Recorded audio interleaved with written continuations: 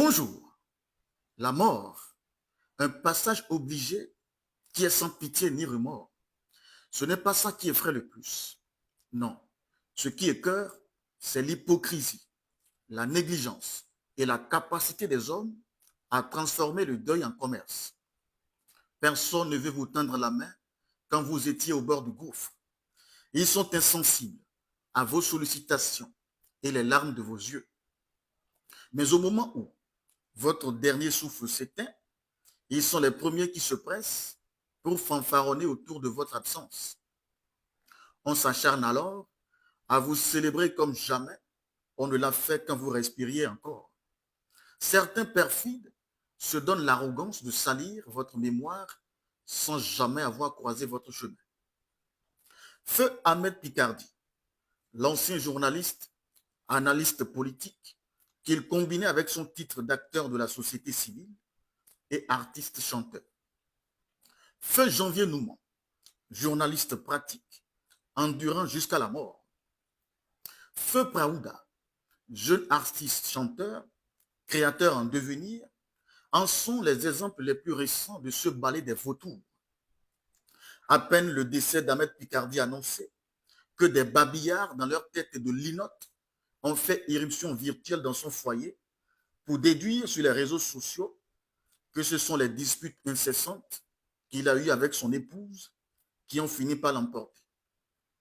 Ils se sont, dans la déraison, vantés activement de connaître la géolocalisation de ses différents domiciles, y compris l'atelier de couture de sa femme. Des paroles en l'air pour faire croire une proximité avec le défunt.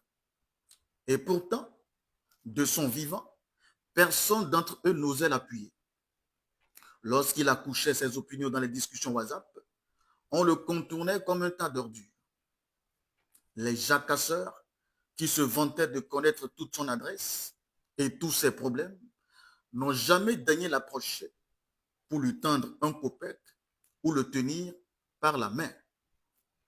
La frénésie de leur réaction en public rend le témoignage de leur cynisme déguisé. Pourquoi ne pas féliciter et remercier Christian Adandédian, qui a accordé sur son plateau un siège entier pendant des saisons entières à Ahmed Picardy, malgré que ce dernier fut une critique virulente du pouvoir en place.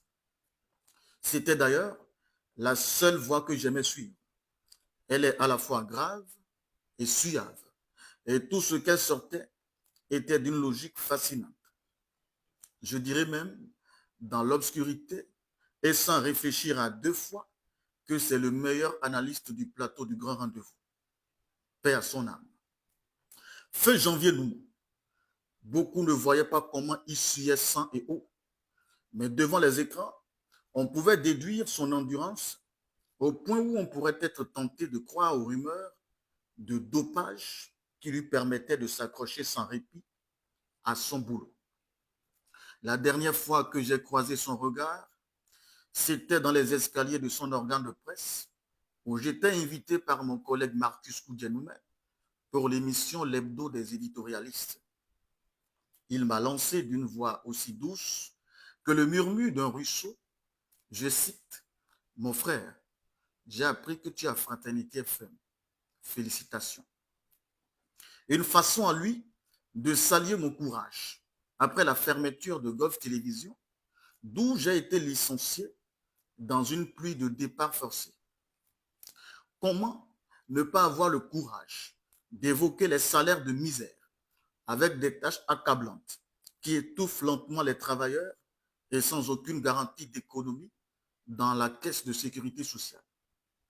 Un phénomène qui est perpétuel dans presque tous les organes de presse du Bénin et qui contribue à tuer les talents, en silence bien sûr. J'ignore pour les chaînes du service public, mais la récente revendication portée par Armel Dossoukago et ses collègues semble confirmer qu'ils ne sont pas trop loin de cette affliction. Pour le cas de Janvier Noumon, on a tôt fait de baptiser un studio en son nom.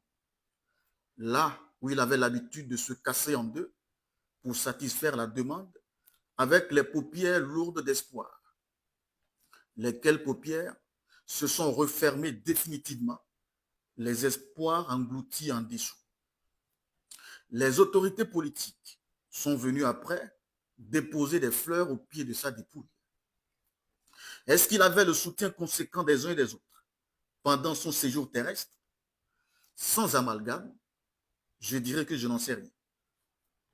Mais je parie qu'il avait besoin de plus d'amour et de présence. Enfin, le cas le plus déprimant, c'est celui de Praouda. J'étais consterné par les différents films d'horreur sans scénario que cela a occasionné. C'était si bien relayé par ma chère collègue Madame Actu que je poussais à chaque fois des cris de détresse seul devant mon téléphone. J'étais dépassé par la cruauté des humains, guidé par des intérêts. La mort, pourtant universelle et austère, devient un produit à vendre, un marché où l'on monnaie l'émotion. Tout cela pour couvrir une peur, celle de regarder en face notre propre finitude. Et si nous tendions la main aujourd'hui, avant que la mort ne frappe, une main tendue, une oreille attentive, des gestes sincères, ça peut prolonger une expérience de vie.